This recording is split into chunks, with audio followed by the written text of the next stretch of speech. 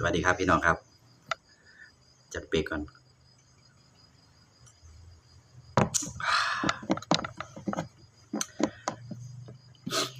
มา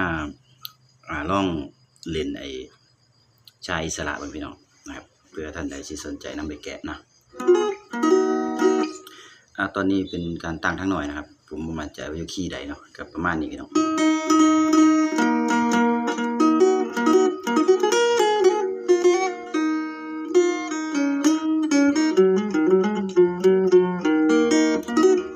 นะครับ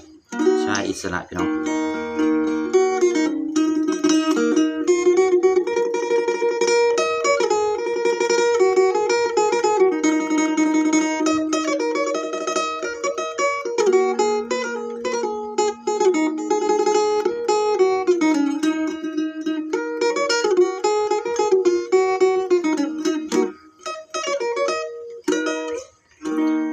ชายอิสระนะพี่น้องอันนี้เป็นการเล่นทั้งหน่อยแต่อยู่ในคีย์เขาก็สิย่อนๆก็ดีอยู่นะครับ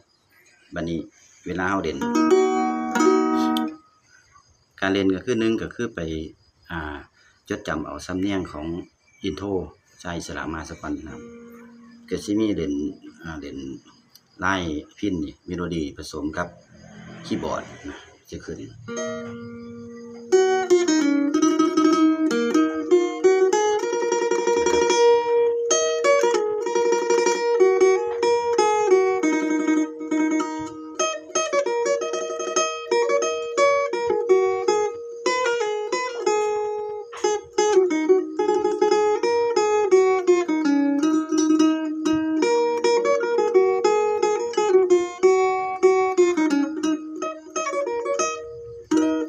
มีรักไว้ที่ใจ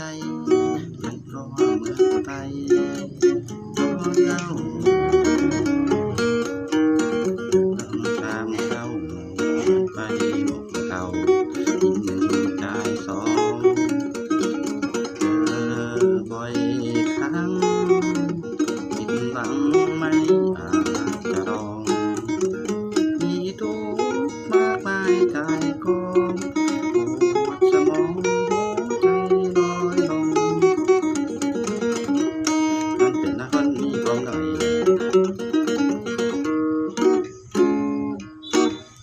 นะครับพี่น้องเพื่อท่านใดลองแกะเบิ่งนะครับอันนี้เล่นทั้งน้อยนะครับพี่น้องดันออกแล้ววันนี้เป๊กเข้าไปว่าไงนะครับถ้าทั้งใหญ่ก็จะเป็นประมาณนี้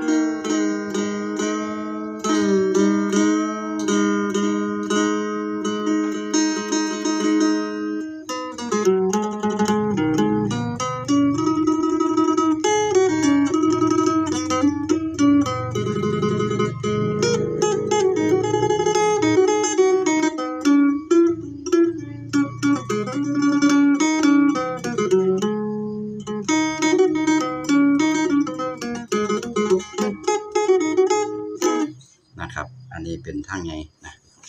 ลองไปฝึกกันเบิ่งครับไว้สำนี้ครับ